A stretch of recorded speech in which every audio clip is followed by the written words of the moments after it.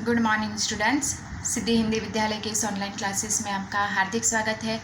अब बच्चों यहाँ पे हमारा ये जो आगे वाले काव्य का रिवीजन था कैदी और कोकिला, वो हमारा हो गया। अब हम यहाँ पे सुमित्रा नंदन पंत जी का यहाँ पे ग्रामश्री जो काव्य है, ये काव्य का यहाँ पे रिवीजन करेंगे। तो सबसे पहले सुमित्रा नंदन पंत का परिचय प्राप्त कर लेते हैं यहाँ पे कि सुमित्रा नंदन पंत का जन्म उत्तरांचल के अल्मोड़ा जिले के कोसानी गाँव में सन 1900 में हुआ। उनकी शिक्षा बनारस और इलाहाबाद में हुई। आज़ादी के आंदोलन के दौरान महात्मा गांधी के आह्वान पर उन्होंने कॉलेज छोड़ दिया।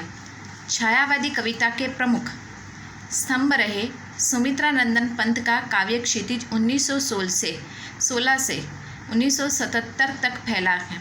1977 में उनका देहावसान हो गया।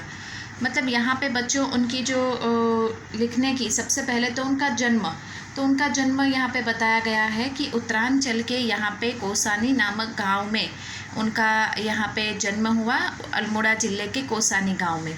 कौन सी साल में? 1900 में। 1900 में उनका जन्म हुआ। उसके बाद यहाँ पे बताया गया कि उनकी जो शिक्षा है, उनकी जो पढ़ाई है बनारस और इलाहाबाद में हुई। फिर धीरे धीरे यहाँ पे वो गांधी जी के जन आंदोलन में जुड़ गए। इस तरह से सुमित्रा नंदन पंत एक छायावादी कवि के रूप में, छायावाद यानी प्रकृति के ऊपर लिखे जाने वाले काव्य, तो इस तरह से वो एक छायावाद के रूप में भी हमारे सामने आने लगे। यहाँ पे सुमित्रा नंदन पंत का जो समय है काव्य क्षितिज यानी कि उनके काव्य लिखने का जो समय था 1916 से लेकर 1977 तक। तो यहाँ पे 1900 में तो उनका जन्म हुआ, तो मतलब 16 वर्ष की आयु में ही उन्होंने काव्य लिखने की शुरुआत की। और ये काव्य लिखने की ये जो सेवा है उन्होंने काफ़ी लंबे अरसे तक निभाई।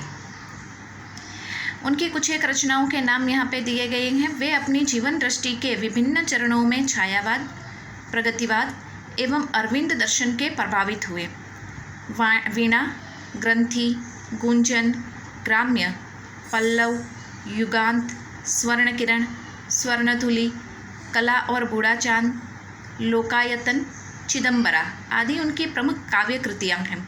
तो बच्चों सबसे पहले यहाँ पे उनकी काव्य कृतियों का परिचय दिया गया है। साहित्यकार का परिचय हम लेते हैं, उनका जन्म, उनकी मृत्यु, उनका कैसे उन्होंने शिक्षा प्राप्त की, ये सब पढ़ते हैं। तो हमें ये जानने का भी हक रहता है कि उन्होंने अपने इस लंबे जीवन काल में कौन कौन सी ऐसी रचनाएँ लिखी थीं। तो उसके बारे में यहाँ पे उनकी लिखी हुई कृतियाँ यानी रचनाओं का वर्णन किया गया है। उसके बाद यहाँ पे साहित्य अकादमी पुरस्कार, भारतीय ज्ञानपीठ पुरस्कार एवं सोवियतलैंड नेहरू पुरस्कार से सम्मानित किए गए। मतलब यहाँ पे ये जो साहित्यकार है उनको बड़े बड़े ऐसे दिग्गज सम्मानों से भी सम्मानित किया गया है, उनको पुरस्कार प्राप्त हुए हैं। पंत की कविता में प्रकृति और मनुष्य के अंतरंग संबंधों की पहचान है। उन्होंने आधुनिक हिंदी कविता को एक नवीन अभिव्यंजना पद्धति एवं काव्य भाषा से समृद्ध किया है। भावों की अभिव्यक्ति के लिए सटीक शब्दों के चयन के कारण उन्हें शब्द शिल्पी कहा जाता है। यहाँ पे ये वाक्य के नीचे मैंने अंडरलाइन करवाई थी, तब भी मैंने आपको बताया था कि ये वाक्य बच्चों याद रखिएगा, क्योंकि यहाँ पे शब्द शिल्पी के रूप में, शब्द शिल्पी के कवि के रूप में भी उनको जाना जाता है। क्यों? क्योंकि बच्चों वो जब भी किसी काव्य का निर्माण करते थे, जब भी कोई काव्य लिखते थे, तब वो सबसे सटीक मतलब योग्य एवं सुंदर से शब्दों का प्रयोग कर कर काव्य की रचना करते हैं। ऐसा ही एक काव्य यहाँ पे हमारा है ग्रामश्री। जब हमने ये काव्य पढ़ा था बच्चों, बहुत मतलब इतना सुंदर लगता है पूरा ये जो ग्राम्य गांव की संस्कृति है, गांव में सुबह के समय वातावरण कैसा होता है, जो फसलें होती है, ये फसलें बिल्कुल ऐसा लगता है जैसे कि वो भी हमारी तरह, इंसान की तरह ही खुशखुशाल है, लहलहा रही है। सुबह के समय उनकी स्थिति कैसी होती है, कितने सुंदर लगते हैं, उसके बारे में हम तो बच्चों ये काव्य की हम शुरुआत करते हैं। फैली खेतों में दूर तलक मखमल की कोमल हरियाली। कवि ने बताया है कि हमारे गांव में ये जो खेत है, इन खेतों में दूर तलक मखमल यानी कि बहुत ही नाजुक, कोमल, मुलायम सी हरियाली फैली हुई है। लिपटी जिसमें रवि की किरणें चांदी की सी उजली चाली। इन मखमली खेती के ऊपर, मखमली नाजुक मुलायम ये खेती जो है कितनी हरी हरी हरियाली की तरह दिख रही है, और उसके ऊपर रवि की किरणें यानी सूरज की किरणें इस तरह से बिछी हुई है, जैसे ऐसा प्रतीत होता है कि मानो उसने चांदी की ऐसी जाली कोई पहनी हुई हो। तिनको के हरे हरे तन पर हील हरित रुधिर है रहा झलक। तिनको यानी कि जो घास है, इन घास हरी दिखाई देती है।